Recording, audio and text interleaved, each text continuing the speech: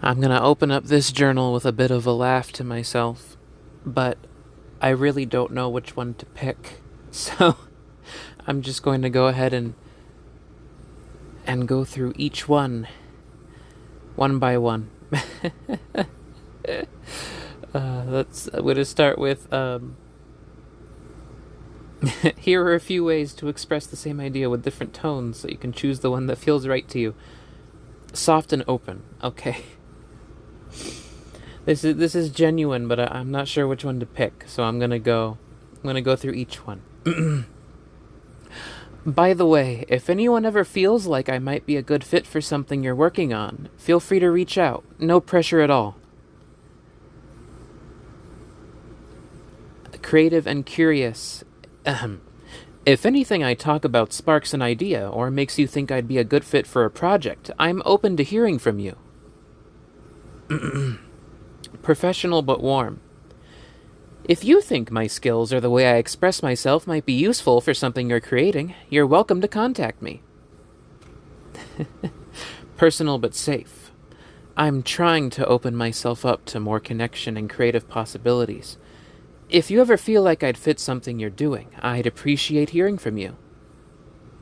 Simple and direct. If you think I might be a good fit for anything, feel free to reach out.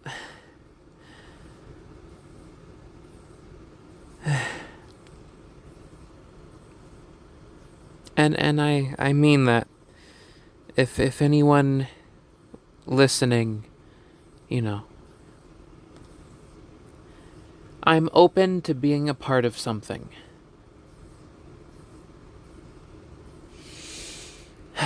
And I mean that. Genuinely. From my heart. But anyway, moving on, I'm going to go ahead and finish everything I was talking about with Metroid. Finally. I'm going to get through the last of my thoughts on it and call that done. I talked about it. So, let's see. I think I wrote down what was left that I wanted to talk about. Let me look really quick. Oh, there's an old reminder I don't need anymore. There we go. That's done. But yeah. Okay, let me see. Where was I? I believe the last thing I talked about before I ended the last thing I was talking about Metroid was the music. The differences in music between classic 2D Metroid up to modern 2D Metroid and Metroid Prime.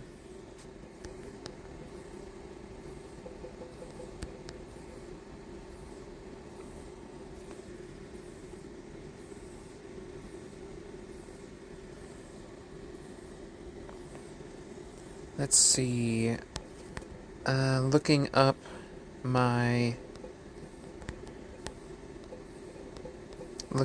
the notes that I wrote for it.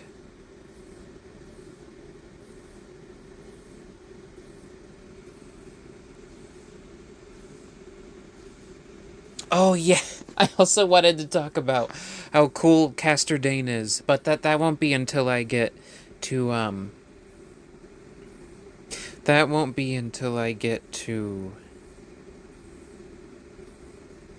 Metroid Prime 3. But oh, actually, silly me. All Metroid games in order of release date. Okay, Metroid 1, Zero Mission. Really? Metroid Prime Hunters came out after Prime 3? Is that true? No way. Really? Hold on. Is that real? All Metroid games in order by release date. I actually didn't know that. I thought because of the ending of Prime 3 that... Oh, really? Hold on a sec. Is that true? No, it's not. I don't know why it said 2008. It came out in 2006. Okay. Alright. But, what I wanted to talk about with Metroid music between Prime and regular 2D Metroid. Hold on, this is... I need to make a distinction here so I don't accidentally look at that when I'm trying to look at everything else. We'll erase Prime 4 for now. I'll get to that. That'll be... Okay. The thing I wanted to talk about with Metroid music between Prime versus the classic series is that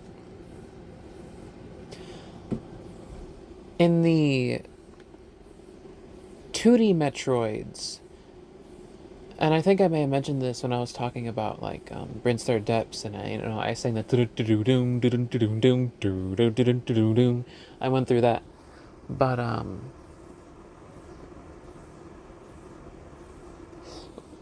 is how Metroid Prime music tends to be a lot more atmospheric. I feel like I did talk about this, but I might as well just reiterate it since I'm already on it.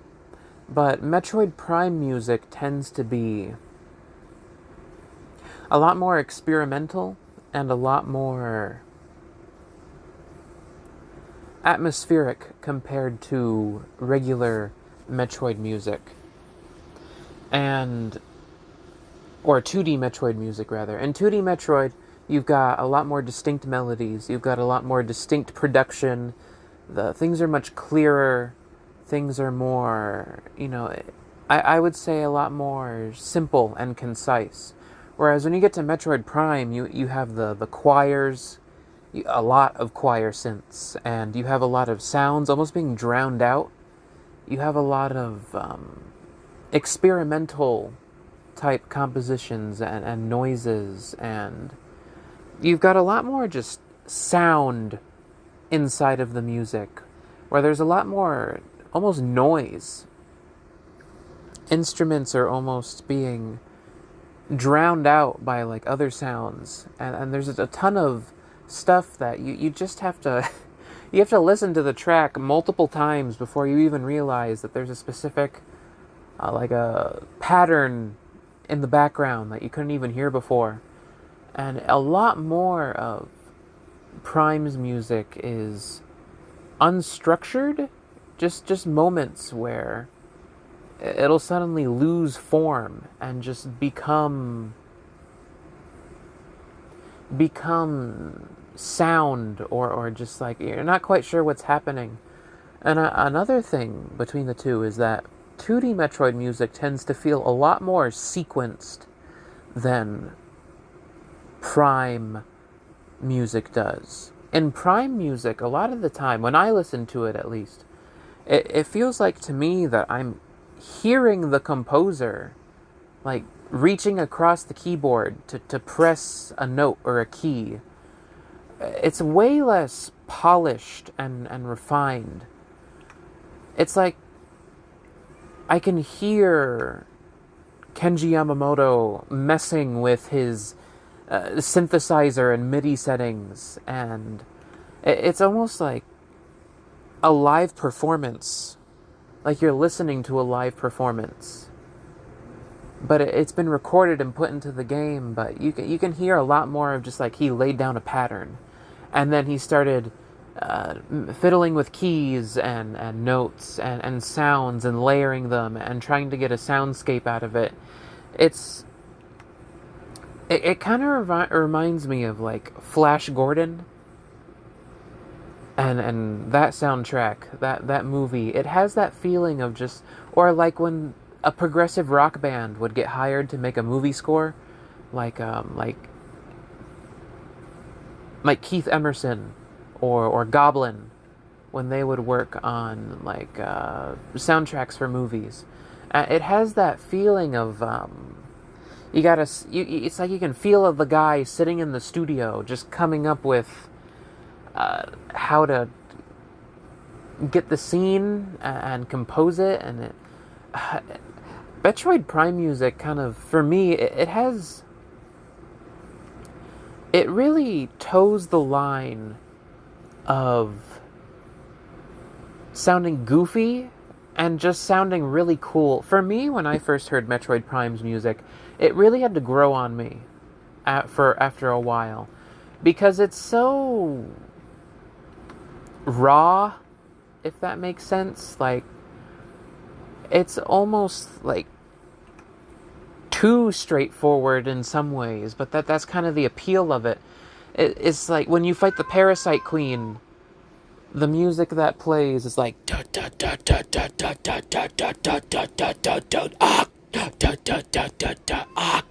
and you know,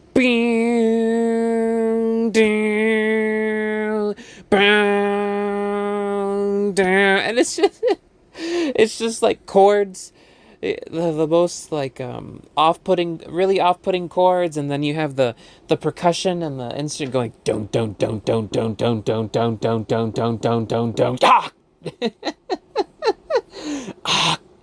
and the percussion is like this creature noise, pop pop, and you know, and down yes. Or the sky, the Sanctuary Fortress theme, the ooh ooh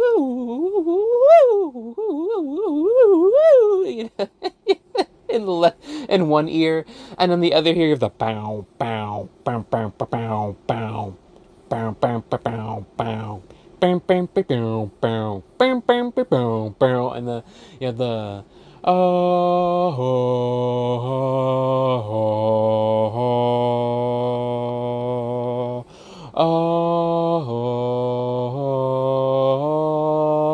bam bam bam bam bam bam bam bam bam bam bam.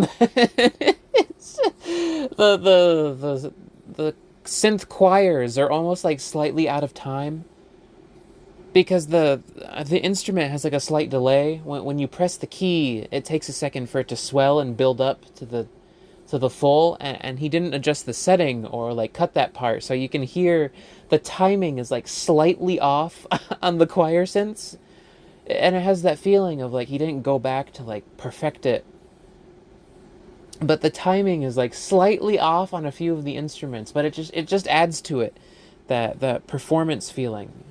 And it's not a lack, it's entirely on purpose. I mean, he composed the music for the main 2D games in Super Metroid, so he's perfectly capable of going back and timing it. But like he chooses not to. That's how it feels. It's like slightly off, or the best way I can describe Prime music is it's like music is forming out of the aether. It's like the suggestion of music, but it hasn't solidified into a proper form yet. It's like instruments are forming and coming into existence, and sort of like fading in, fading out, suggesting what their parts are. But they're sort of like, sometimes they're kind of talking over each other, or like quiet, or sometimes you get something like Chozo Ruins, where it's just like,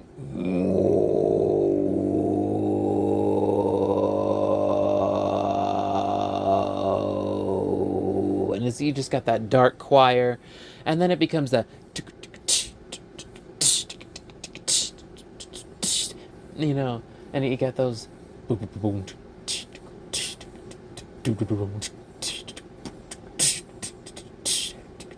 you know, it's so perfect for just wandering around an area, but at the same time it's so like perfectly on the nose, you know, or that just for me, once I notice it, I can't unnotice it. Let me see if I can find something that I can mimic the sound.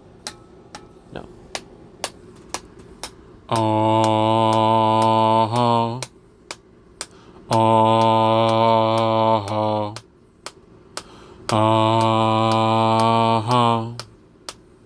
Bum ba bum ba ba ba ba ba ba ba bum bum ba bum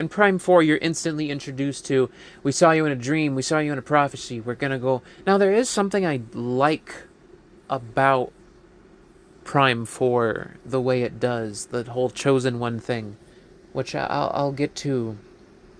Well, you know what, I might forget it, so I'll just say it now. I like that they actually sent out 12 Lemorn to go look for I like that they were proactive enough to do that, but that's kind of where that ends. But I'll talk about that later. But I got a whole document just getting to when I talk about Prime 4 and discussions around that. But for Prime 1, just going back to Prime 1, I really, really like Prime 1's level design and world design. And it's so clear they didn't get to finish.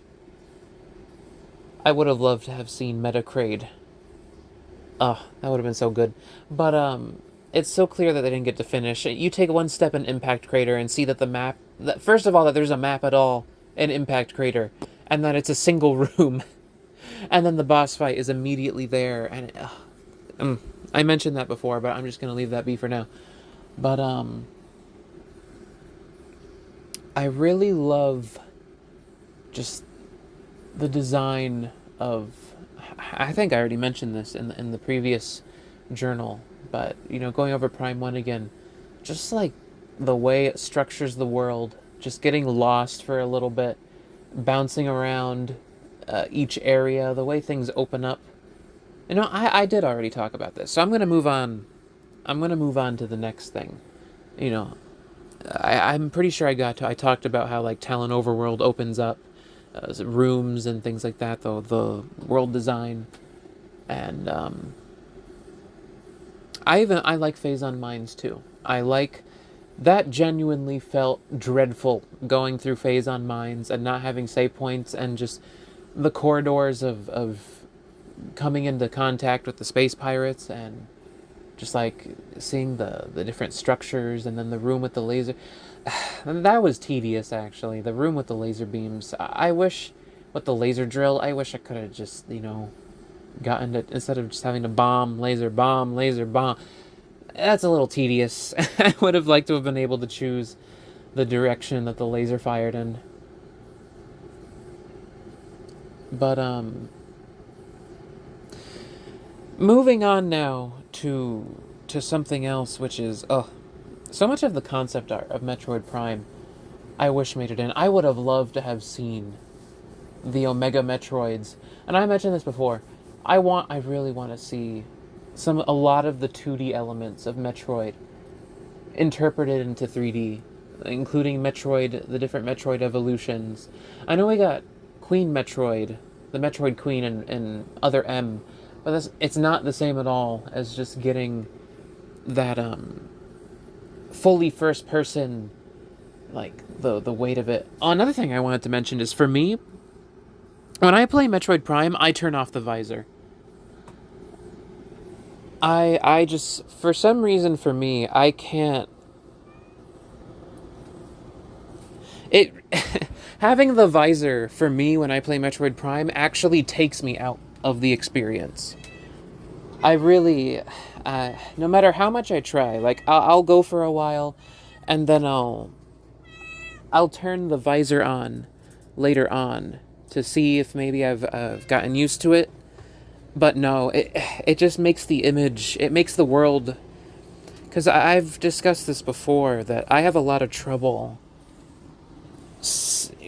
like, really feeling the 3D-ness of a game. It's not an issue with depth perception, it's just my awareness of the screen. My brain is always aware that I'm looking at pixels on a flat screen. And so, something about the visor being on just adds to that effect for me. That I have to turn it off so that I'm seeing the whole image, and it really feels like I'm finally in the setting. Of course, it makes it so I have to keep opening the map over and over every time I need to check something. But for me, the trade-off is worth it. I'm willing for the trade-off of that that it's more immersive for me, and I'm able to feel the weight of the world better with Samus's visor off. Something about that. It just feels better when it's not there. One thing I really like about Prime 1 is how concisely it sets the feeling of not needing to be a shooter. And I think it partly came down to the fact that it was the GameCube, and, you weren't gonna get. You weren't gonna. I mean, it's the same console that had Resident Evil 4, and that figured out how to do, shooting well on the GameCube controller, but even then, I wouldn't have really wanted that for Prime 1, even if they could have figured it out. For me, I think that limitation on the shooting really pushed them to increase the interaction, because it's like 2D Metroid in that way. 2D Metroid shooting is auxiliary to the rest of the experience. It's a cherry on top. It's accessory, but I really do, and it's that thing where measuring Prime on the merits of its shooting gameplay. That's kind of the problem that Prime 4 has. Is like, why would you make a game that is so weak in all the other areas that it has to lean on the shooting? Like, mouse mode is nice and all, but that kind of drags the priority away. And I've seen someone today talking about their experience with Metroid, and they started on Prime 4. That's their first Prime experience. And the first thing that they immediately complained about and talked about is the shooting, and that just bothers me to no end, because it's like, no, that's not what Prime is really for.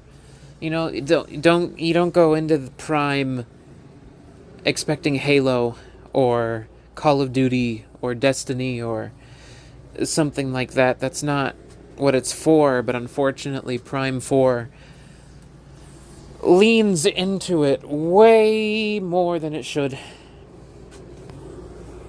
And that is to its detriment. Just the great minds and grievers and all that. There's just the complete lack of... And the person I saw brought up a really good point, which, I had already seen myself, but I'm glad... I bring it up to say I'm glad he recognized it, which is the fact that you have these tiny enemies who you can shoot from across the room, who don't engage you in any way. And you just shoot them from really far away, and then they go down, and there's nothing they can do to you. So you just enter a space, mindlessly click buttons and shoot. You mindlessly click buttons and shoot, and that's it. And then it dies, and then boom, threat over. Whatever amount of threat there was. Again, the ice belt. The enemies pop out like at the other end of the hallway. They just kind of swoggle around you, not doing much. And then you just shoot them, and then they're gone, and they didn't get to do anything. Why would you do that? Why would you do that? That's so dumb.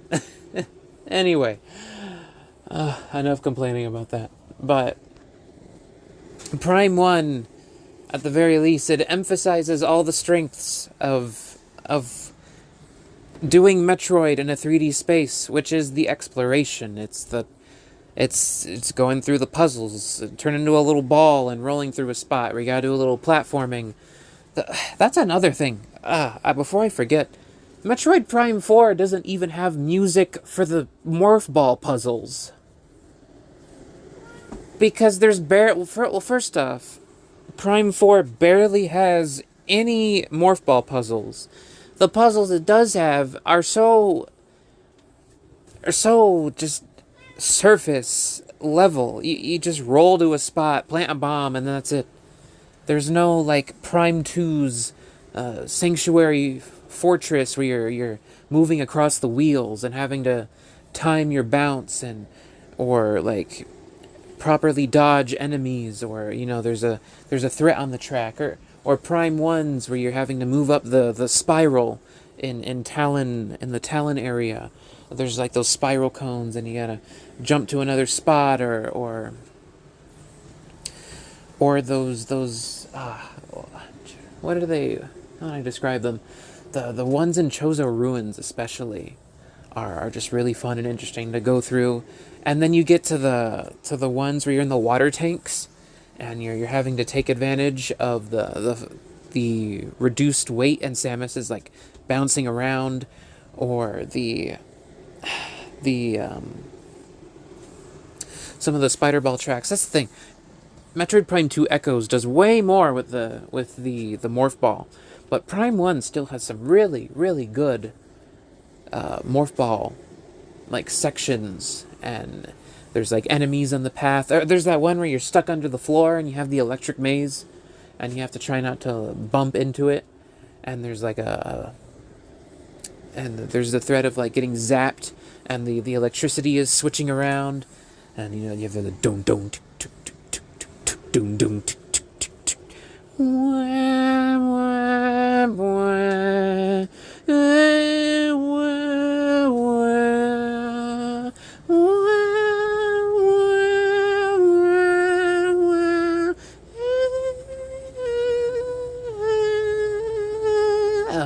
It's so, I love that theme.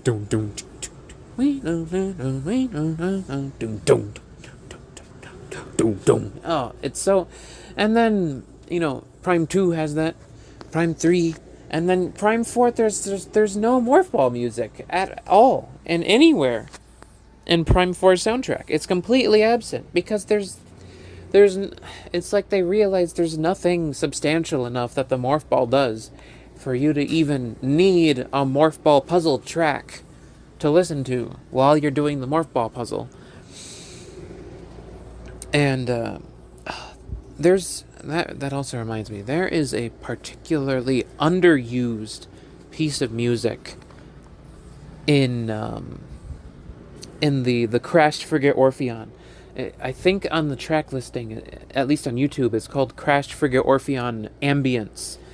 And oh man, the first time I heard it, I didn't even know it was in the soundtrack. And it's such a strange, like, unlike anything else in the soundtrack piece of music. Let me think. It goes like, doom, boom, and it has like these drum hits, and it has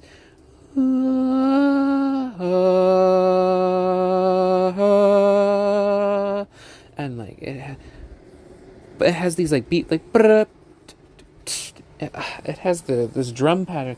It's hard to describe. Boom.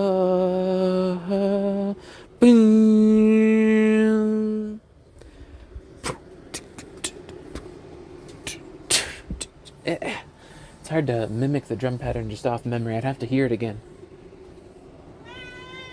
But it's like only a few rooms, and I don't know why it's so underused. I really wish it would come back. It's a really good piece of music. But anyway, I was just thinking about the morph ball music, and that made me go down a little tangent there with the with the morph ball stuff. Prime 4. Oh yeah, and the shooting. Just like, why would you? But Prime 1, it really lives up to that first-person adventure feel, where the shooting is additional, but the main crux really is just the Metroid gameplay, And I hope that guy I heard, that he gets to experience Prime 1 and 2 and that, because like the shooting is probably the weakest part about, well, probably all the Prime games. The shooting is, I mean, it's just what it needs to be, you know. That's how the best I would describe Prime shooting. It's kind of arcade like, and it is exactly what it needs to be to get the job done. But the limitations, I bet, especially of those first games, really had to push them on how to get creative with the world. That they couldn't rely on the shooting, and it shouldn't, because that's not really what Metroid is about. It's not really about the shooting and the gunplay and things like that. Though I do think there's a couple ways for that to be improved. Hey, why are you nibbling on my... yes, I'm giving you attention. Yes, you got my attention. Yes, yes. No nibbling on my arm out. But, oh,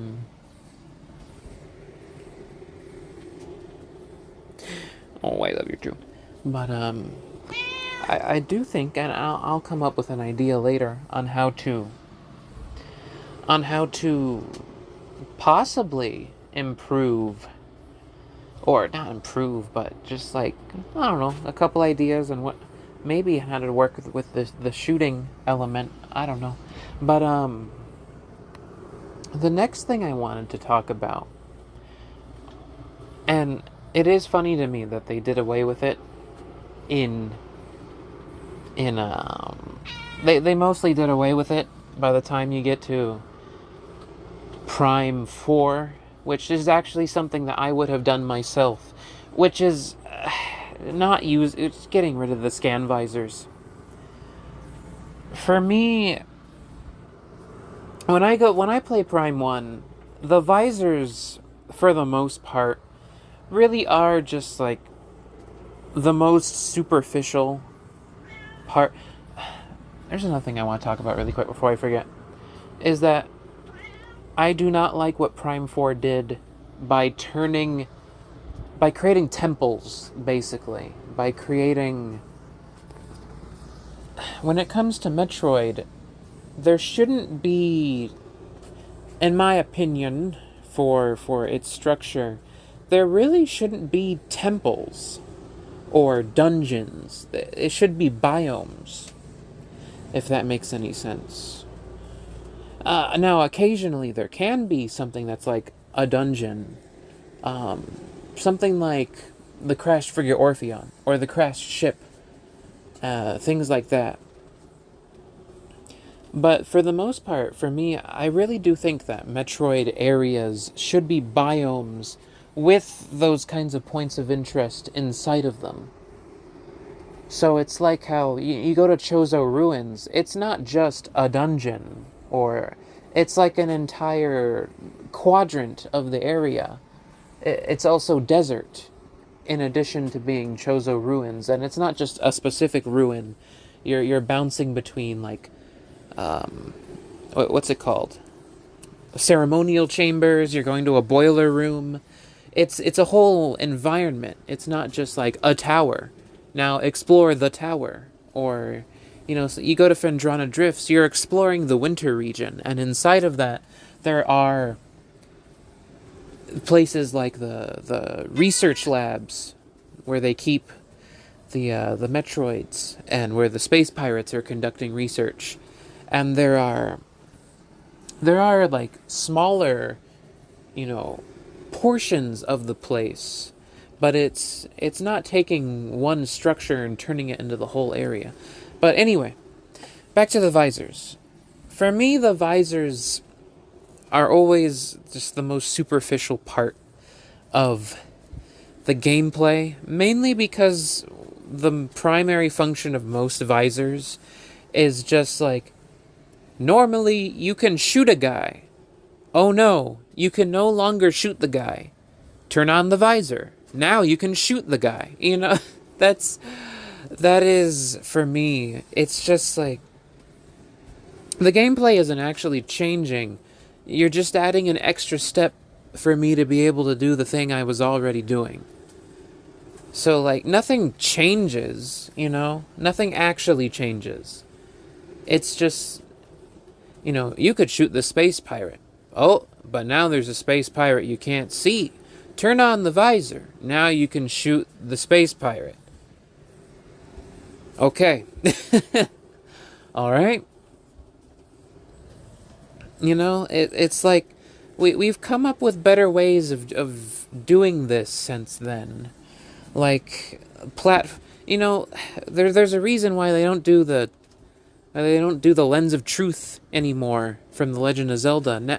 Now we found lessons on how to make that more interesting, like doing things that reveal the invisibility environmentally, like dropping a substance on it that stains it or highlights it with, like, dropping paint, or like Splatoon, how it would have invisible platforms and then you'd ink them up and then you'd be able to see them.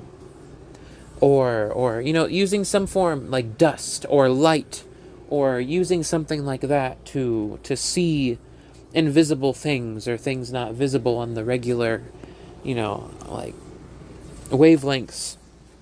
But for me, like, using the visors in Metroid Prime, they really are just, you took the regular gameplay and you made a thing that needs an extra step for me to continue doing the regular gameplay. It's like, oh, you were shooting a guy, now the guy's invisible. Now you can turn on your visor and continue to do the same thing you were already doing. It's really, it's superficial. There's not much to it, really. I think the only application of that I really like with the visors is the X-ray visor, for specifically for Thardis's fight. But that's mainly it. It doesn't open anything else up later to fighting other enemies. It doesn't, like, make it so you can I can imagine you could use that later to make it so that, like, let's say from then on, every space pirate has a randomized weak point somewhere on their body. But then, I mean, it would make it so that you'd have to keep turning the visor on and off. But still, incorporate that into a different function. Like, from then on, some level of the visor is always on, and it can highlight weak points. Or change it from a visor to something kind of like the Aeon abilities, where you send out an X-ray pulse, and that pulse will highlight a randomly selected weak point on the enemy's body. Like, per enemy, it could be their arm, it could be like a specific spot that's highlighting an internal organ, an area on the leg, something like that. Add a little more depth to the system, but it's really just used for Thardis's fight. And the set piece for it is cool, except it's just a singular set piece, and you're never going to see it again. And most of the visors are like that. They're just superficial steps to continue doing what you were already doing. They don't really add or change anything. It would be one thing if, like, the visors allowed you to control something else, but it's just Samus's vision. That's it. They mainly just affect Samus's vision, and that's the most you get out of them. And it's neat the first few times, but then it just becomes cycling through visors to see what, you know, which one will let you see what's happening, and then you just shoot it and do what you were doing already. Maybe if they had functions that allowed more interactability. With Prime 2, the Echo Visor is an interesting idea. Where it shows you the sound waves, and for the different systems. But again, it's just extra steps to shoot things. it's a little more in depth than some of the other visors, but it's basically X-ray visor, but with a different visual. Where, X-ray visor, you use it on Thardis. You see the bright glowing red spot on him. His weakness rock, and then you shoot it. It's basically the same. Just imagine the X-ray visor. You see a bunch of red spots, but instead they're little sound wave spots. And functionally, not much different. But I think it would be okay even if there was one visor that was like that, but then they really built onto it. But really, the way they do the visors, most of them are like that. That's sort of like, you can't see, but now you can see, and then you shoot it, and then that's it. But yeah, I've never particularly held on to the idea of visors as having to be part of Prime's structure, or what makes Prime, or anything like that.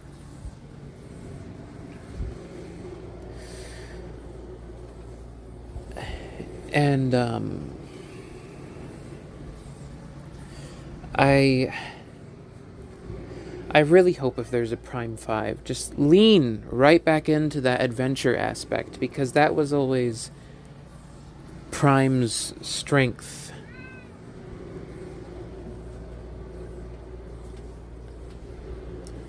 If you want to improve the, shooting, cool. Improve the shooting. That's perfectly fine. If something can be better, let it be better. But, let it be better. Do something with it.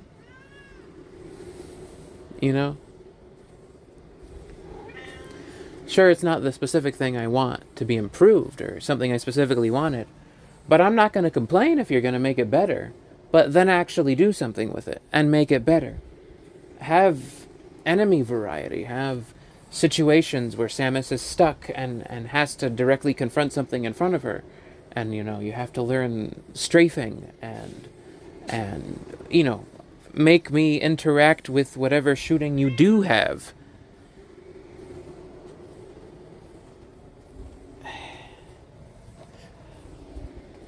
Oh, yeah. I'll just have to think about that on my own. But, it's not bad to improve an aspect. It depends then how you integrate it into the whole. What you actually do with it, I'll take simple shooting. It's like Mario. How does Mario attack? He jumps on guys. Now look at how many ways they come up with just the interaction of jumping on a guy.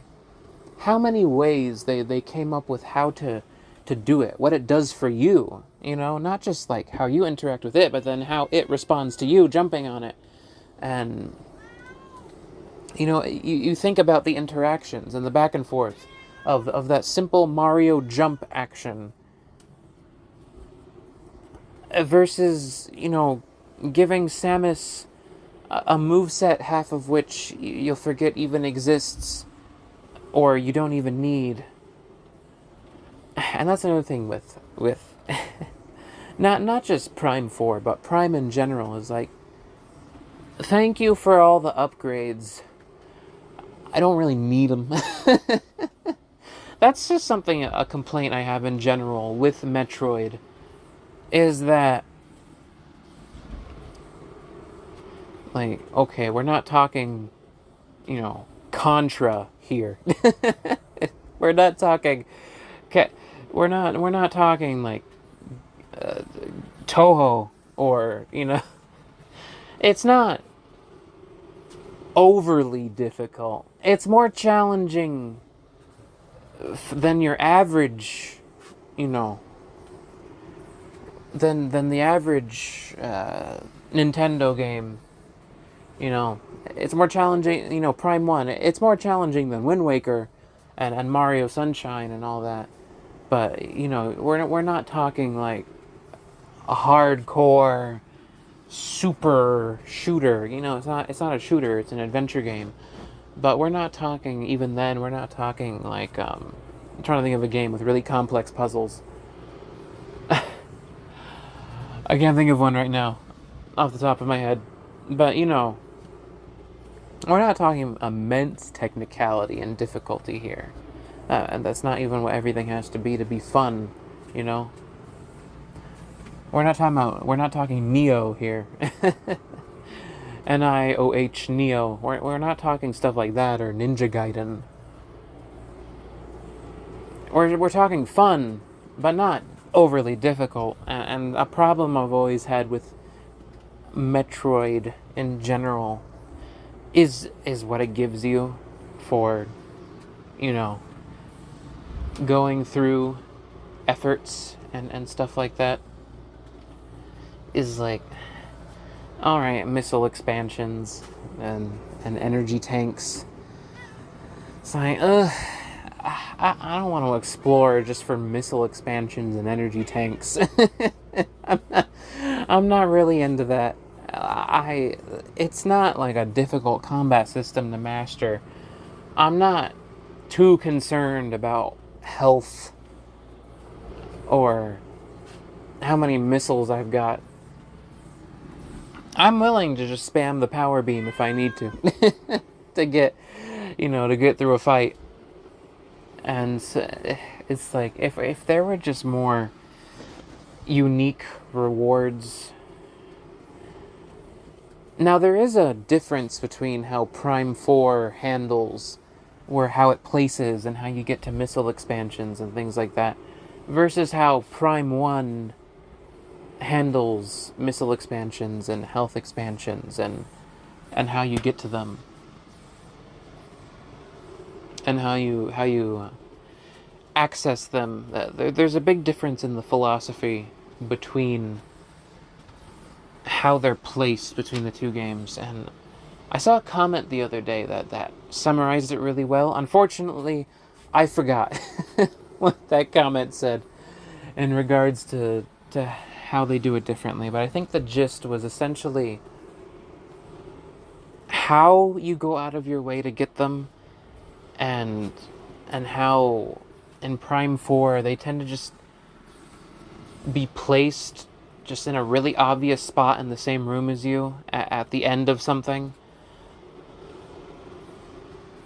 and then you just like turn into a ball, or you just like do a thing to go grab it really quick, and then you just turn around and pop back out and keep doing on the progress.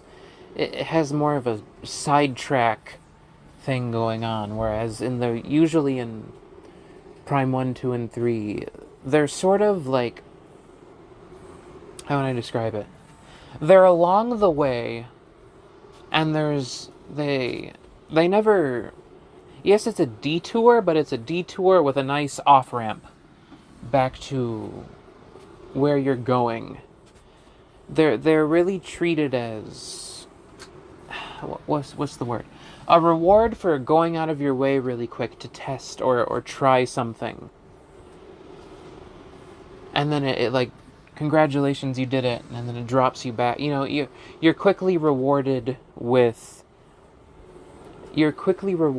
something.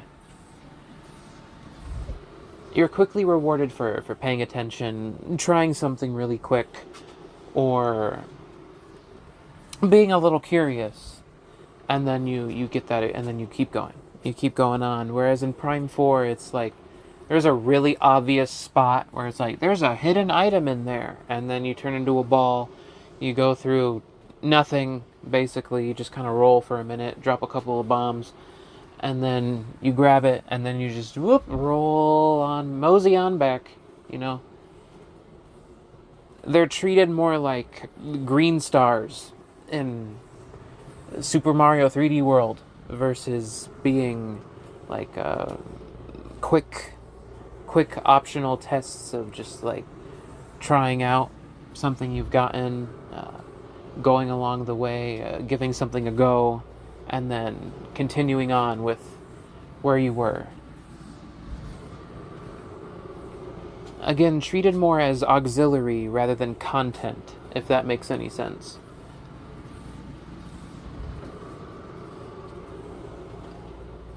The Prime 4, it's more like going into a challenge room really quick. Whereas Prime 1, 2, and 3, it's more like taking a quick detour off of off the main path to grab something that's quickly going to drop you back into what you were doing. It's not a distraction, it's a quick optional test on your way to whatever you're doing, rewarding you for paying attention or looking around and not just running through for stuff. I don't know, I'm probably not saying it the most concise. I wish I would have screenshotted that comment because it was making a really good point. The best thing to do would just be to go, I guess, research, unless I find that comment again, going back and researching how Prime 4 versus Prime 1, 2, and 3 places items and collectibles. But regardless, I've never, regardless of how they're placed and when they're placed, why they're placed, I've never enjoyed Metroid collectibles at all. They tend to just be like, you get more ammo. That's pretty much it. You get more ammo, you get more health. In whatever form that the ammo comes in, or whatever form that health comes in, that's what you get. And I've never enjoyed that. It makes me not want to explore in a Metroid game when I know the reward is always just going to be an ammo expansion or a health expansion. Give me a thing that augments my gameplay a little. Even give me an aesthetic thing. I wouldn't even mind if you gave me a slight aesthetic change, or you gave me an item that changes the way the beam fires, or you gave me an item that augments firing speed. Give me something that increases Samus's movement, even just by a little bit, or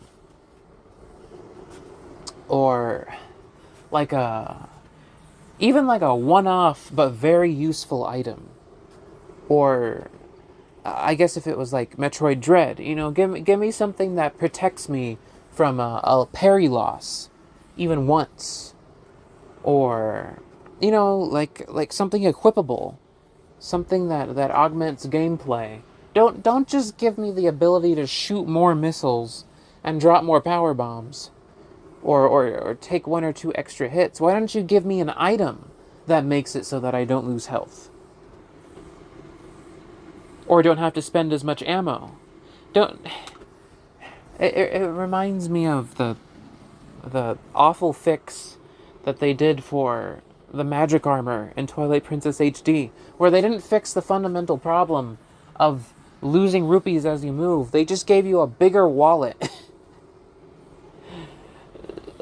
and it doesn't fix the problem at all. But giving me health expansions and missile ammo expansions, it doesn't feel good to go hunting for those. And two is that they don't add anything, really. It's just prolonging the same problem. How about give me an item that can give me a little more expertise, a little more technical prowess, that keeps me from getting damaged, rather than just piling on more health. You're just letting me know that things aren't going to get more complex, or you're not going to really do much. No, that's not always the case. But that thing in horror games, if they don't give you a run button, you just know that there's never going to be anything worth running from. Now that's not a horrible thing if you build it around the fact that you can only walk, and you have to take things into consideration. Again, building depth. Now you need items to delay whatever's coming after you, or to hide. But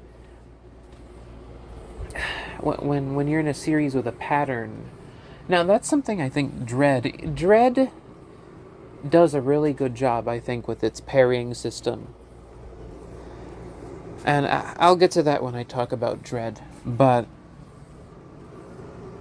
Dread does a good job with parrying and building on the depth of that. And that is, and again, the Aeon abilities. That's the thing about Dread is moving a bit more in that direction of what I'm talking about. Of giving items that prevent damage. Don't just give me more health. Give me a thing that actually makes it so I can preserve my health. I don't want a health expansion when you can give me a cool technique or ability that adds to my toolkit that prevents me from getting hit. And that was something that I think Dread did very well. Is it just needed more of that instead of health and ammo expansions, just reasons to not have to use as much ammo or to not take as much damage if you knew what to do. If you know what to do and you're skilled with it. That's something I think Prime needs more of, is like, stop giving me health and ammo expansions and instead give me things that, again, like that idea of like an X-ray pulse for enemies instead of an X-ray visor. Give me like a pulse that'll make it so that I can see enemy weak points so I can take them out faster. But it has like a recharge or cooldown, or there's even an ammo for it by defeating enemies, and you have to use it conservatively or something like that. Something that augments gameplay, not just prolongs whatever system is already there without adding anything. But, yeah, that's enough about that. Anyway, on to the next thing. Oh, yes. So I talked about music. Well, I'm not going to get rid of that off the list because I still want to talk about Prime 2 and Prime 3 in regards to that. So let me take visors off.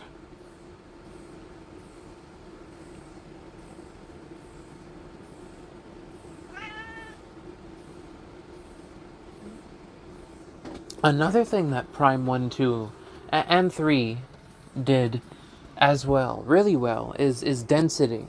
Is the amount of density in each room. And I wrote it on my list here, on my notes, as painterly rooms. Where, like, every single room in Prime 1 is like a painting. That they... You walk in and there's like a through line, there's a centerpiece that the room is built around, there's a consideration of how lighting and shadows go through the room, a quick mini challenge that the room possesses, there's a focal point on the design of every room. And you get stuff like the slanted room where you fight the wasp mech Chozo head thing that shoots wasps out. And the way the whole room is slanted sideways, and it's like, ooh. And then the room before that, one of the rooms before that, where it's water all over the ground, and you have the floating insect enemies that are providing light, and you have to use them. You don't have to use them, but they're there to help you see the paths, and you have the crates in the water, or the room with the boiler steam and the holes that you get to roll in and out of to go in and out of it. The half pipe room over in Talon that lets you like reach up to a new spot. The room with those stone toads that eat Samus when she's a morph ball, and you have to use the bomb to blow it up. And it has the pool in the middle, or that room in Phendrana Drifts where it has the ruins of the buildings, and you have the dinosaur enemies that walk around and like there's this particular room where there's these orange pipes. It's the room that leads into the research facility in Phendrana Drifts, and the design of that room always gets me every time. You have the orange pipes leading up into the ceiling, and then I'm trying to think. There's a lot of really good rooms and room design in Metroid Prime. Like every single room is you have the room that's I think it's after Flagra, where you have the vines covering up the path, and it's like a straight shot, but then there's these vines that are shooting up and sticking out. There's the tree room where you have to follow the path upward. No, I love you too. The tree room where you have to follow the path upward and you have to find the sigils. And then there's the water at the bottom, and then there's that room in there's that room in what's it called, Magmore Caverns, where where um where there's that pillar with a key in them, with one of the temple keys in the middle, or that room with the big building that the flying jet pirates go off of, or that room in what's it called? I'm going through all these areas in my mind super fast. Crash Frigate Orpheon, where the elevator is stuck at the bottom, and the tentacles come out, and you have the space pirate who falls through the water once you get to the top, and the hallway with the tentacles coming out of it. Oh, I love you too, Ken. You are so cute. You are so cute. Oh. And I mentioned this earlier. One of my favorites is that room in, I believe it's Phazon Mines, where you have the water tanks, and Samus has to bounce in and the weight is lowered, and Samus has to go in and out of the tanks. Or that room in Fendrana Drifts with the ice on the ground, and it's side of a cave. And I could just keep going through the room with the Omega Pirate pods as you go through. Oh, the hallways. Every room in Prime 1 and 2 has so much thought put behind it. The sheer amount of density of just like going from room to room, and you're just wondering what's gonna be in this next one. Even the basic hallways. Oh, that's the other one. Is Chozo Ruins, and that room where it like curves around and you have the eyeball enemies shooting the lasers up and down, and you have the glowing bugs that are moving through it. Like every room is so thought out and put together into how it's so. Oh, and Talon Overworld, there's this particular one.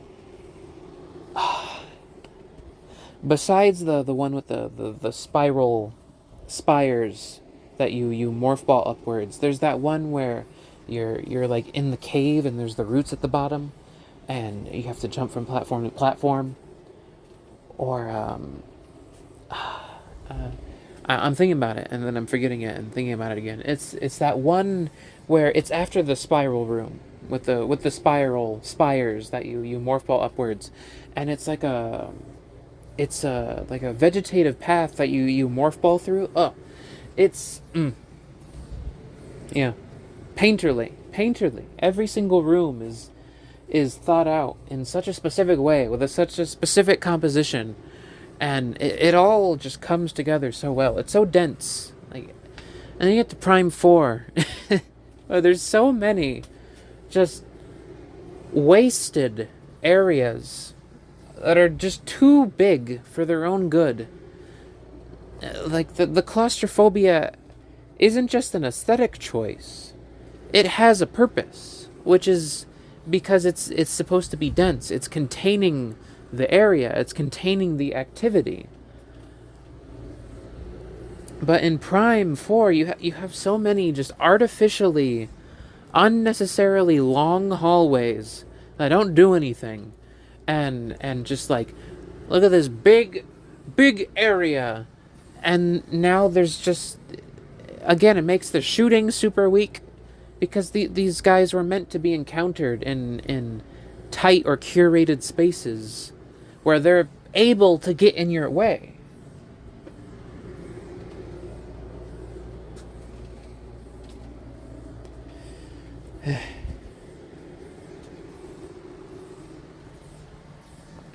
where they're it made me think of Final Fantasy 13 really quick, where in Final Fantasy 13 you can technically avoid random encounters, but the level design is so narrow and straight that there's like a high probability you're just gonna run into it anyway.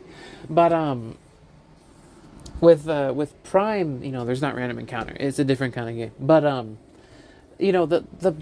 the placement of the enemies is super on purpose too, with the layout of every room and every element, that they're placed there on purpose, and that there's intentionality with their attack patterns and how big the room is, or if they're going to get in your way or not, and their behaviors. And like it's all on purpose. When you make these big areas, like as I just said, the claustrophobia in Metroid isn't just some aesthetic choice. It's not just, it has a functional purpose for the density of the gameplay. And when there is a big open room, it's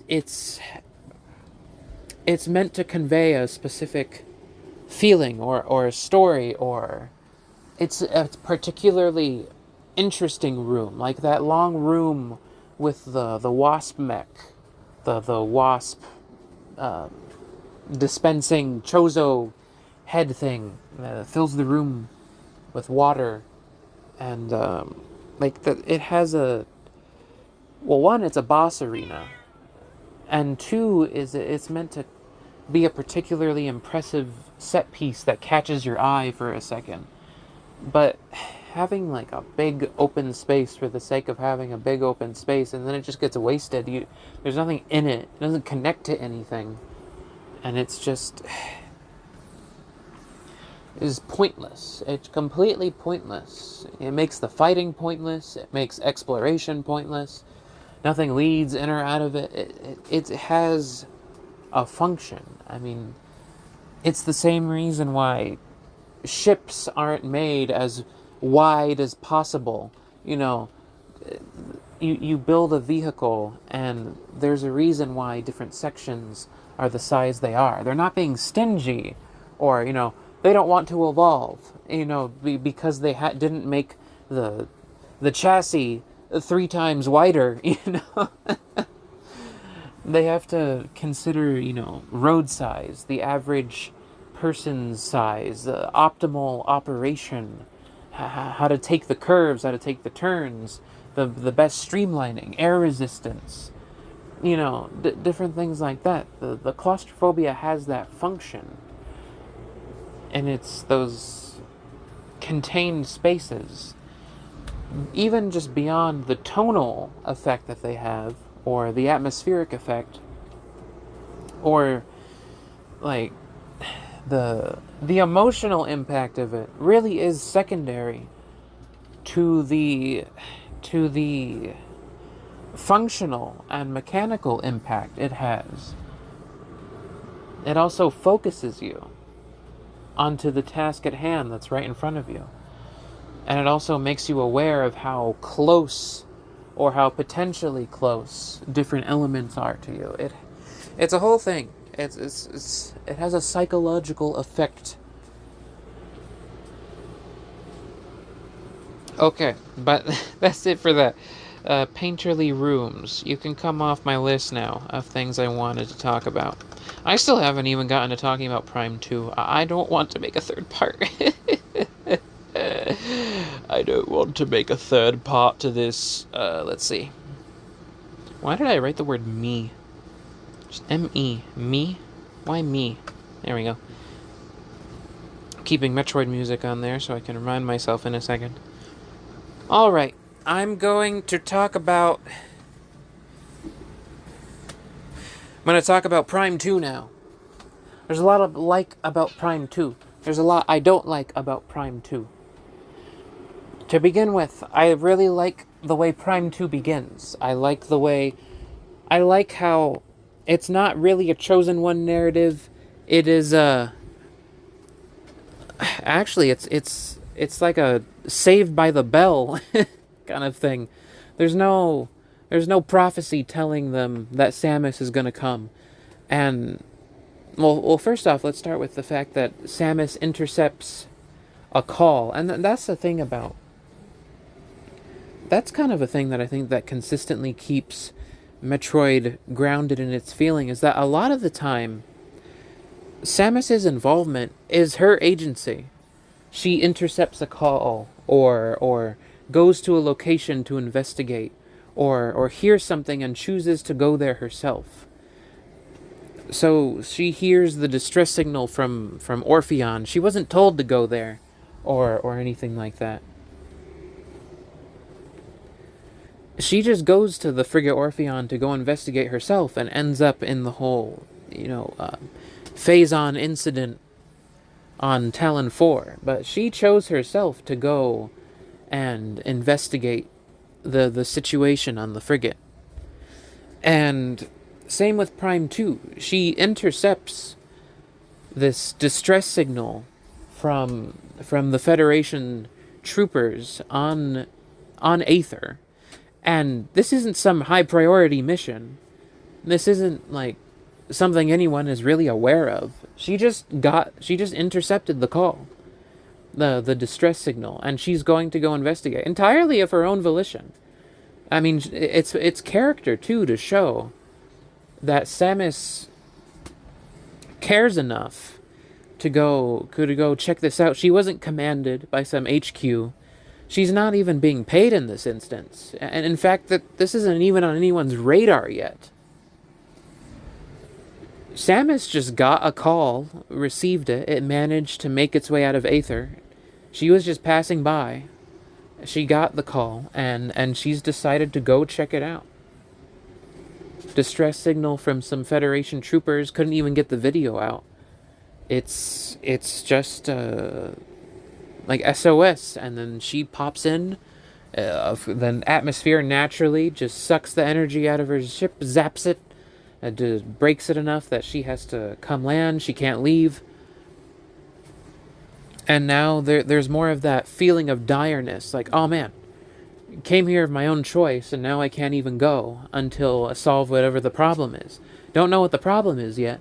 And then you go, you see the Federation ship, but no Federation troopers. And then you go in a little deeper, and then finally you find the bodies. You find the bodies of the troopers hanging about. And then the income, they get possessed, and it's just a continual building on of just, oh, great. Oh, a distress signal, that's its own problem. And then you get there, oh, great, the atmosphere is hostile, so now we're stuck. Probably stuck until we solve whatever the problem is. All right, let's go investigate what the problem is. Oh, a Federation ship. Oh, but there's no troopers. Oh, the troopers are dead. And then next, oh, there's a malignant force that can reanimate and possess bodies. Oh, and then you go to oh, there's another dimension. Oh, the other dimension has an atmosphere that will kill me. Oh, there's a dark version of Samus as well. Well, oh, great. Because of that dark version of Samus, the Ing pounced on Samus and took all her stuff. And then you get to the temple, and it's just like another, like, hi, my name is Umas, and you just saved us all from being killed. They were literally seconds away from stealing the last thing they needed to utterly annihilate us, and you managed to recover it at the last possible That's your only reprieve, is the fact that you just managed at the last second to save the planet Aether from utter destruction. Just on time. That would have been it. That would have been it. The Luminoth would have been an extinct species. And the Ing probably would have also spread throughout the galaxy. That's a whole other thing about Samus's adventures. I'll talk about that later. But, I mean, it's somewhat consolation. There are only, like, there's not a lot of Luminoth left. They've mostly been killed. So, you take your victories where you can get them. when it comes to that whole situation. You've got the guardian there, Umos, and that temple area. It's a nice area. It's a little area to do a little exploration, and it's a little rest stop. It's not massive, overly large. It's got a moderate size to it, enough to tell the story that it needs to tell. Again, density, painterly rooms.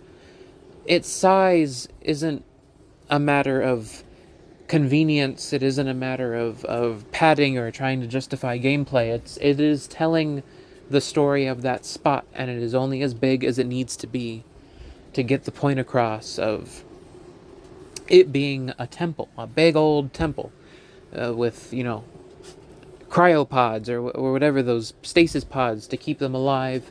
And it has a nice amount of density for anything else that they put in there with it. You can do some more interactions, and then boom, you're out. And then you go back there, return different controllers eventually, and then boom. It functions as a nice return area. Bring the light of Aether back to it. But yeah, that opening, it's just one thing after another. And they all just build on top of each other as you go further and further and further until you finally get the scope of the situation, which is like all of this is related. You also can't leave. Your ship will get zapped, and it's in your best interest. Not that Samus would refuse, even if it wasn't, but help out the Luminoth, defeat the Ing. There you go. Oh, yeah. Defeat the Ing. And then I'm going to talk about mainly the things I really like about Prime 2. Another thing is the enemy design. Prime 2, so far, is the only Metroid game I feel, especially among Metroid Prime, but even in 2D Metroid, it is the only Metroid I feel where the alienness is properly hit on. Excuse me. The designs of the different creatures, and keep in mind a lot of them are not from, the only creatures that are from Dark Aether are the Ing. All these other creatures, like Chica, or Chica, or whatever you want to call it, of course I go to think of his name and I immediately forget it. I'm trying to keep all the thoughts in my head at once, going through each one. Quadraxis. His name is Quadraxis. Quadraxis and Amorbus. These were all light aether creatures. They've just been possessed, which means that they look like how they looked like when they were... They looked like how they looked like when they were normal light aether creatures. They were good guys. And then they got possessed and corrupted. The only thing that changes about them, though, is their color, mainly. They get that kind of, like, poisoned, dark aether look. But, it kind of makes sense that Dark Samus isn't affected by Dark Aether, because Dark Aether was created by Phazon in the first place, and she's a being of pure Phazon, so it probably doesn't have a poisonous effect on her. Which means that, it's like a dark aether, those creatures, it's partly kind of, it's like a modified version of Phazon poisoning in a way. But anyway, the properly alien, like properly all the way just grotesque monsters, Echoes, Metroid Prime 2 Echoes really gets that feeling and that point across. And especially just, there are, and this will get into the dislikes, but one of the likes is specifically areas like Sanctuary Fortress, where just that, the look of it, the technology, again, you get to see the limitations about how there's supposed to be like this big widespread city underneath it, but it just looks like a texture. And it kind of takes me out of it. I hope if there is a remake, that they kind of redo that to make it feel more like there's a proper city there. But regardless, I love the design of the place. It's got that like rotating engine. It's got these puzzles where you got to rotate these rings into place. It has the giant wheels. It has those glass hallways where you can see the little drones moving through the walls, like across the walls. It's so. It kind of reminds me of like going through an aquarium, one of those tunnels where you get to see the creatures around. But so I really like the tone of Prime 2. I don't like the execution of it though, but I like the idea of it and what it's going for, just not how it does it. And the one thing I can definitely say that unanimously I like is the creatures and the designs of them, and the creature designs, the animals, the way they use the Federation to sort of set up that, like, these guys couldn't do it. These are trained Marines and soldiers. And now Samus, she's the one who's going to have to come and take care of it. The Luminoth couldn't do it. The Galactic Federation, they're not coming. Their soldiers have just been killed, and the only one who could get the message was Samus.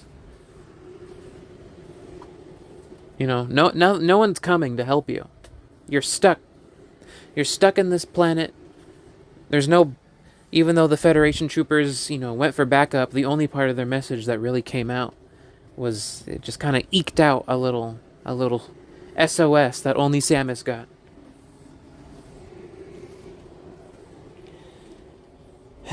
Another thing that, Echoes, I think, does really well with is it improves the overall gameplay flow of Prime 1 significantly. The way areas are connected, the volume of just like exploration and puzzles, especially morph ball puzzles. There's way more usage of each mechanic in Prime 2. And I even like the light and dark ammo system. I do like it. It's not perfect. There are ways I wish it could have been, a little more variety, a little more fine-tuned.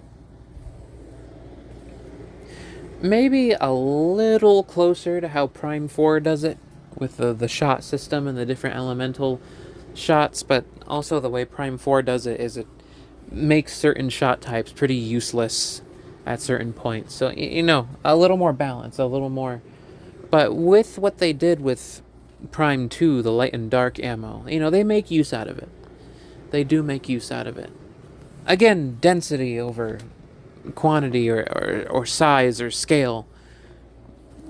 Everything with a purpose.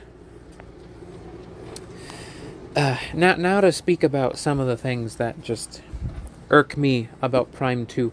One is the boss design in terms of actually fighting the bosses and encountering them. There are very few, I think, besides Quadraxis, most of... And this is something I meant to mention with Prime 1 as well, is... I think I did mention it with Prime 1 with Thardis, but especially with Prime 2 bosses, it feels like to me, when I played and when I look at it, is they relied a little way too much on using scans to try and get you to figure out how to actually go about fighting the bosses. They're not Prime 2 bosses, they're not particularly well conveyed. Again, except for maybe Quadraxis, who has that really neat, but even then, there's a lot about Quadraxis that just looking at it, it's like, what are you supposed to do here? What is the game trying to tell me to use a specific tool? What's going on here? And where Prime 1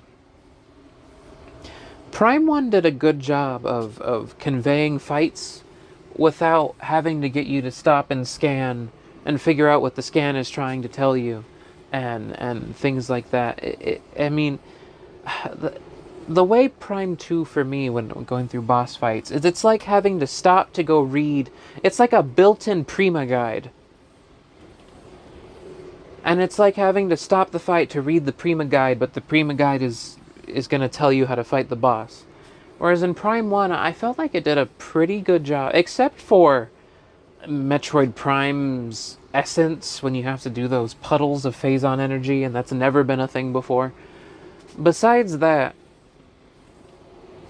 it did a pretty good job of the stage design and, you know, giving you indicators on different spots, and just using general like visual language and you know, boss and level design to let you know what it is you should probably be doing to fight the enemy, and giving you that guidance. But with Prime 2, it the bosses are just kind of just annoyingly spongy. They take, even when you're using the correct ammo, they take way too long. They take way too long to lose their health, and, you know, hope you have enough ammo for the whole fight. They just take forever, and they're not particularly well conveyed. And I'm talking mainly more about the... I will say it's not all of them. There are ones that are better conveyed than others, like the Guardian fight, you know, the Boost Ball, and the Boost Ball Guardian, the Power Bomb Guardian, the Spider Guardian, you know, they, as difficult as they may be, as difficult as they are, you at least know what you have to do despite all of the stacked on issues of going, you know, the electric fence, the harmful atmosphere, the boss itself going crazy. Besides all that, you at least get what you have to do to fight most of the Guardians. It's just a matter of getting through all the nonsense and actually performing it and getting it to happen. But when it comes to the big fights, like, especially like Chica, specifically adult Chica, and lots of Quadraxis as well, and even parts of Emperor Ing, and there's just a lot of fights in Prime 2 Echoes where it's just not really well conveyed how or what you should be doing, and how some of them are like, well, actually, it's a light realm being in the dark world. It's a light world being in the dark version of Aethers, but so technically you gotta switch to this ammo type. Oh, but now it's finally dark, so you gotta... And but then it's like, one, you rarely ever encounter that, and two, this thing is so alien already, there's no way to really tell that that's what's even happening. If that makes sense. It's like, how was I supposed to know this giant, you know, grotesque monstrosity wasn't already in its dark form? How was I supposed to know that? Because it's got like a blue streak instead of a purple streak? How am I supposed to notice that when there's this giant creature with a ton of details I'm already trying to notice? And it's just like, it's not very well conveyed a lot of the time, or there's no setup to the idea they're trying to do, or the design of it just doesn't give proper conveyance, especially the first time around. It just doesn't properly...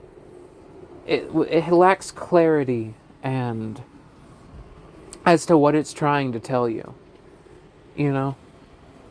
It's already so talkative that you're not sure when the switch happens between two different things. It's already so much information, you know, being taken in and trying to figure out what you're looking at, that you're not even... And you're already, you know, trying to figure out the arena, trying to figure out what beam type you're even supposed to... What this thing is even doing to attack, or how you're even supposed to attack it, you know, especially with adult Chica.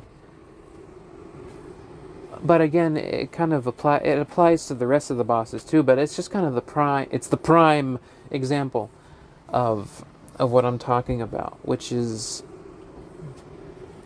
I don't know when to attack you exactly, or how to attack you. You're not particularly well conveyed, and there's very little clarity in how it lets you know the flow of the fight, and secondly, already takes so little damage. It's just forever. The fight takes forever, and it's just compounding just design things. I'm sure there are ways to make it easier, to alleviate it, but again, I'm talking about not having access to the internet, not. I'm talking about just playing the game, not having to get a support guide to help you play it.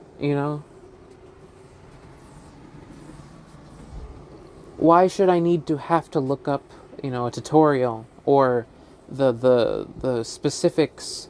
I get not everyone is the same, but there is a basic level of conveyance, in my opinion, that it just doesn't reach in properly getting across what it's trying to get across.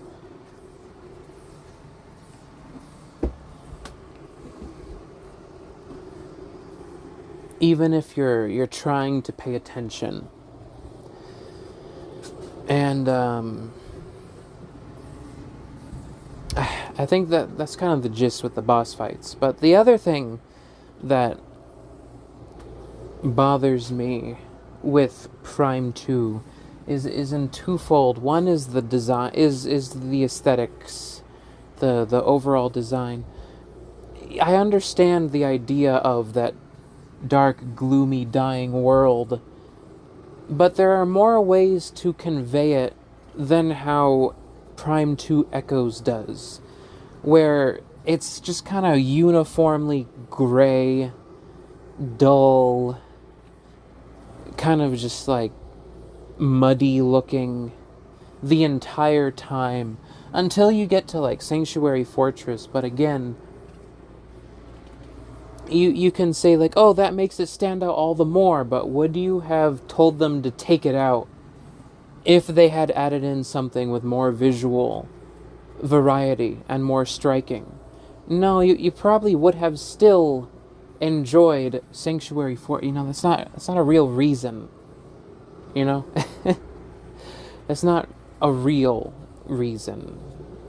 You can say that in retrospect, but it doesn't erase the actual act of going. It's easy to say that in a vacuum or in a bottle, looking from the outside in, being able to skip through a video of the game. But when you're actually playing it, and you're spending hours and hours and hours and hours and hours going through these very uniform looking environments where a lot of the architecture is kind of the same color, everything's just kind of like bleh, it would have been, if you really wanted that contrast, then contrast it with Light and Dark Aether, rather. Have Light Aether have more remnants of elegance and splendor and bright visuals, and lean more into that grotesque alien, even more into that grotesque alien look in Dark Aether. Have more ing hives.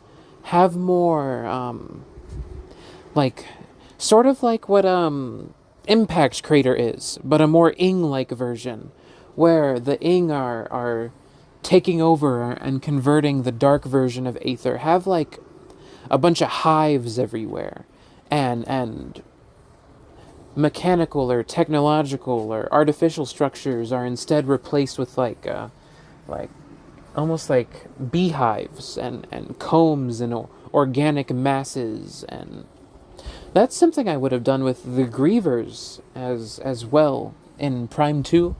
Not Prime 2, Prime 4. I was thinking about that the other day. The Grievers is why the Great Minds are so just normal. They're just mines, and then you get to the bottom, and then there's some eggs or I'll talk about that later. But what I would do with the Grievers as a concept, leaning more into their animal nature and their ecology and how they fit into the environment now.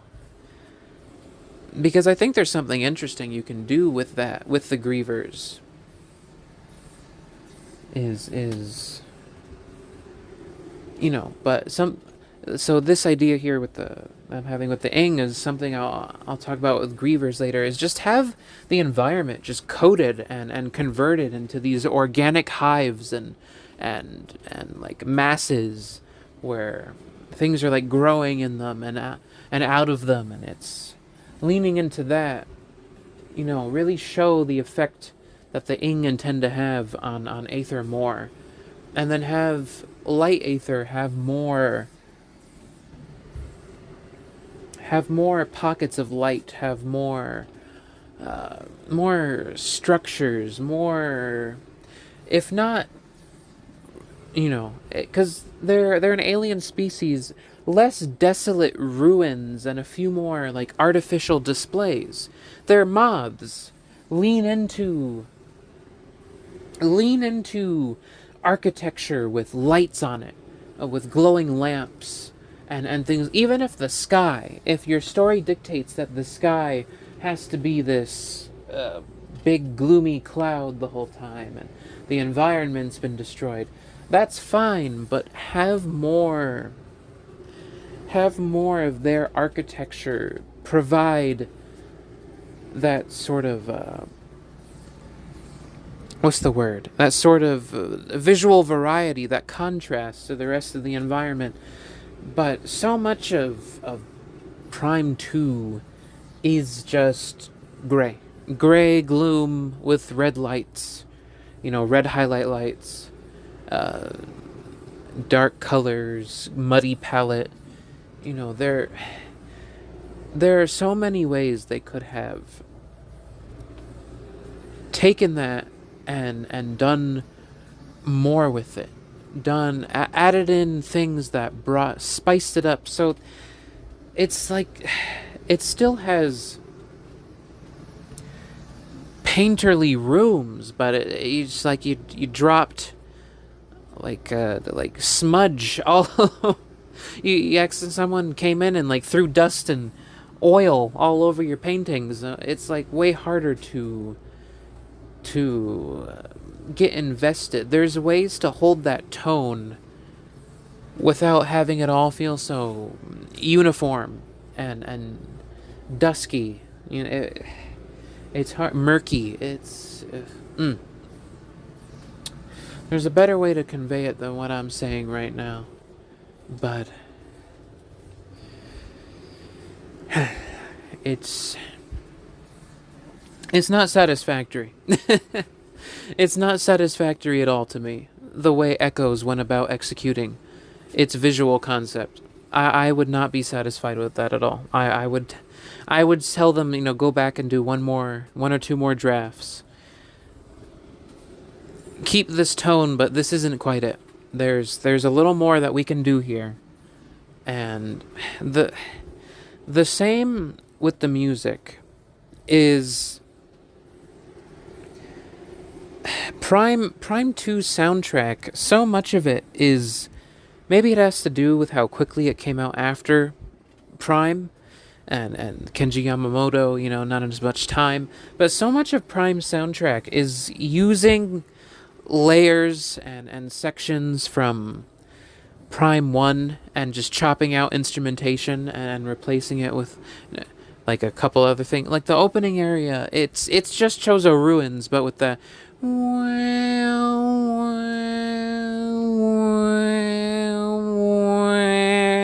and I don't care much for Prime 2's soundtrack overall.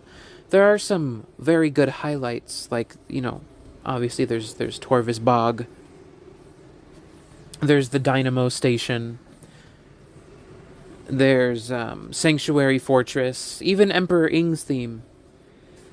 But, like, you get to, like, a Morbus, and it's just the Parasite Queen theme, but with a lot of the instrumentation stripped out, and with, like, a little ingified. But even the ing... something something about Prime soundtracks is I was talking about how they tend to be very raw. That can be a good thing or a bad thing.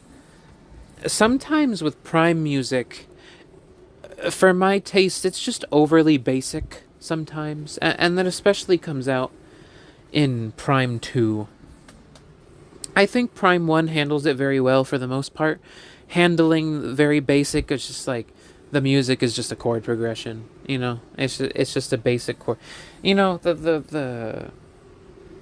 The Parasite Queen's theme, it's just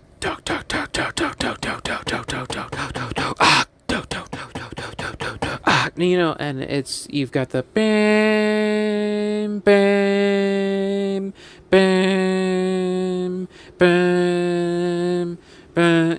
It's a lot of Prime music feels like it's just taking the most basic musical elements and just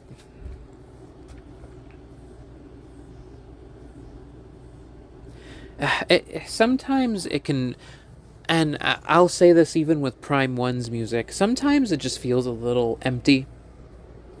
Like, there's not as much depth as there could be. There are some that hit on that depth and do it well, but then there are a lot where it's like, even as much as I love Fendrana Drift's depths, it's a pretty empty composition, and there's just moments where it's just quiet, and you're just waiting for Kenji Yamamoto to hit the next pattern on the track, so it's going to, and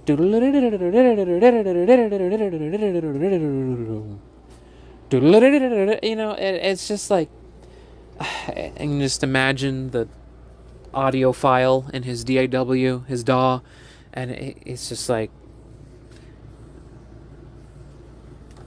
I did a basic progression, now just give it a second. All right, next basic progression. All right, it what made up for it in Prime 1 when that happened was the sheer amount of character that the tracks tended to have. But even then, it's like it's missing a lot. It feels like someone who only had a little bit of time to compose, and a lot of the tracks just feel pretty basic as a result, and the amount of time between Prime 1 and 2 doesn't give me a lot of hope for what Prime 2's soundtrack came out as, which again is now reusing a lot of sections and layers from Prime 1. And the whole ing thing just being the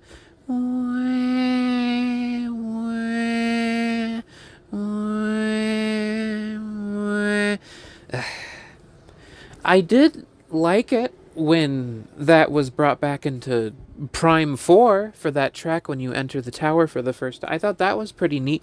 That was pretty interesting, but it doesn't change the fact that it's still, it's not like I would have hated it if it the only reason I like it is because of the reference it makes to Prime 2, not inherently because I think that is a good motif or music that I enjoy. It's not for the music itself, it's because it's using something from Prime 2 that I'm just like, oh hey, that's the ing thing from Prime 2. It's cool that he's using it and developing it now. And I'll talk about music a little bit later on, but going with Prime 2's music, it bothers me so much. Prime 2's music is just like, it's just like basic. It's like you could have done so much more for the ing to really, really give them that feeling. I just wish there would have been more time. Maybe if it was a matter of time, I wish there would have been more time for him to get to create the soundtrack. And even the whole thing with the Dark World versions being distorted versions of the Light World tracks, it's not enough. One is that they're not enough of distortions. For me, something that does that kind of, I mean, they're very similar in that way. Something that does what Prime 2 tries to do with its soundtrack, and I think really does it well, is Twilight Princess. I think Twilight Princess does a very good job with distortion. And I know not every track there necessarily distorts the area that it's in, but I'm talking more so about the contrast between the main music and then the distorted versions of the music. To that degree, I wish Prime 2 would have done something like that. That there would have been more elements of the main tracks mixed in. But as it stands with Echoes, with the Dark World versions, a lot of it is just like, again, they blend together. Just like the visuals, there's an amount of appreciation. It's like, I know I'll talk about this one day. With Pikmin 4, it's the most, in Pikmin 4, every Pikmin game has situational, incidental music to some degree. So whether it's you're in a you're doing a specific task, the music will add or subtract a different layer, what time of day it is. And then in Pikmin 4, it's based around enemies, your proximity to enemies. So the main tracks end up being really basic. And it's the one game where, one, it's the easiest fights you've ever had with any enemies. And two, it's the only game in the series where enemies die permanently.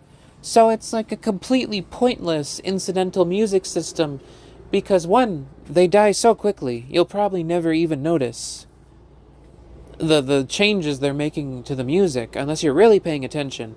And two, because they go forever, they die forever permanently, you're never going to get to hear it again. But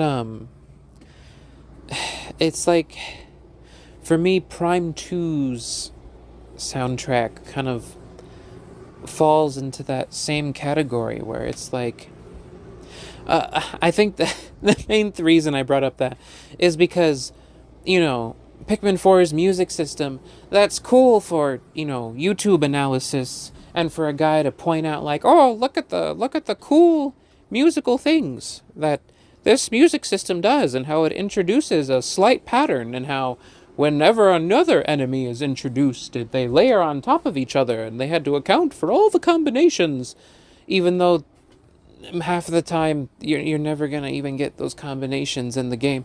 It's something to appreciate for a second in isolation, but actually in practice, playing the game, sitting through it for hours and things like that, the music, it's like I can appreciate for a second that you put a little layer or piece of the main light world versions, cool, but also the rest of the track is just like the synth going boom, boom, boom, and they all just blend together into this like kind of hard on the ears, irritating tracks to listen to for long periods of time, especially back to back. And it's like, you didn't have to go in this direction with it. There, again, just like with the visuals, there were more ways than just doing this to emphasize the contrast and the tone between these two areas. But just it after a while, all the Dark World music, all the Dark Aether music just really starts to drag together. So you have the combination of the music and the combination of the visuals just kind of being really homogeneous. And it really just affects the feeling of like and not in like a tense story way, just in like what am I spending my time doing exactly kind of way, out of world, just emotionally in the mind. I know I can't speak for everyone, but speaking for myself, at least, it's just like, how long have I been doing this? Am I making any progress at all? And it's not in like a tense story way, it's in an annoyance way of playing the game for this long and being stuck in this sort of like visual slog, visual and audio slog. I was just like, it sure does go on for a while, doesn't it? The whole boom, boom. It's like, you could have done a little more. You could have, again, if it were me, if there was more, would I tell them to get rid of it? No.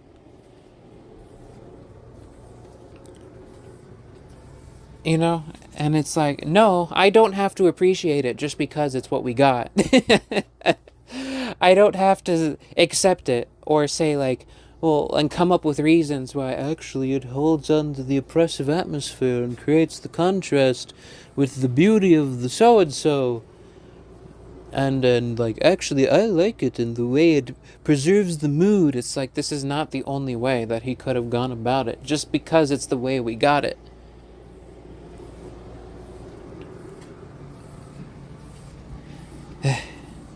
And I would be in, it's one of those things where I've been thinking about this with like Zelda as well. I would love to see like a group of people get together and recompose games, like entire game. I had this idea a while ago with Wind Waker.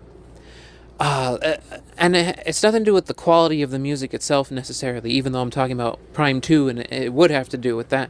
But I've been thinking for a really long time about this idea of, what if you got a bunch of people together and you gave them each a part of a game, and you basically tell them like, you have to compose this now. Pretend you are in the place of this game's original composer. We're going to give you this concept and you have to compose it now. You have to come up with the theme of this. So like, let's say it's Wind Waker, and you give someone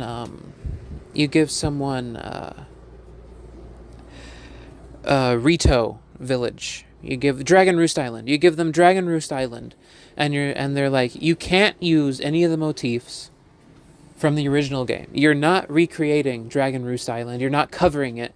You are Koji Kondo / the other person who composed, starts with an N, I think. I know the work he's done. He's been on Splatoon. He's been on other Zelda games. But, I can't remember the name right now. But, pretend, for this sake, you're Koji Kondo, and you have to go in and come up with an idea and compose something for this island. And then you get, like, people to do that for the whole game until you've created a whole new soundtrack. I would love to see that. If people could do that, like a challenge, like recomposed, but not to like fix the soundtrack necessarily, but just to see what would happen. Just to see. And the rule is, you can't use previous motifs. You can't do anything like that. You have to come up with the tracks for these places as if you were the composer for the game. Now, I could see a modified version where, like, you get Zelda's Lullaby, but you have to make a new version. You have to make a whole new piece. And you can use the motif of Zelda's Lullaby because it comes from A Link to the Past. If a motif pre-existed this game, then maybe, 2 versions of the challenge. One version, you get no motifs, completely original. And then in another version, well, let's say you did compose, pretend for... let's say for hypothetical, you did compose or you have access, you're allowed to use previous motifs from earlier games. You can't wholesale recreate a track from a previous game, but you can use a motif if you wish. So, Zelda, you can either create a whole new motif and theme for Zelda in one version of the challenge, or you get to use Zelda's Lullaby, but a new rendition of it, a whole new track based off of that motif. Same with, in one version of the challenge, you have to create a whole new theme for Ganondorf, and this is your Ganondorf's theme. Or in another version, you get the doo doo doo doo doo doo, you know, something like that. But anyway, something like that for Metroid Prime 2 is getting to, you know, doing something like that, like getting a bunch of people and saying like, okay, you get this area, you get that area, and you know, we'll compose music and see what we can. What would you come up with if you were the composer for this game? Pretend you're in the place of Kenji Yamamoto, and you have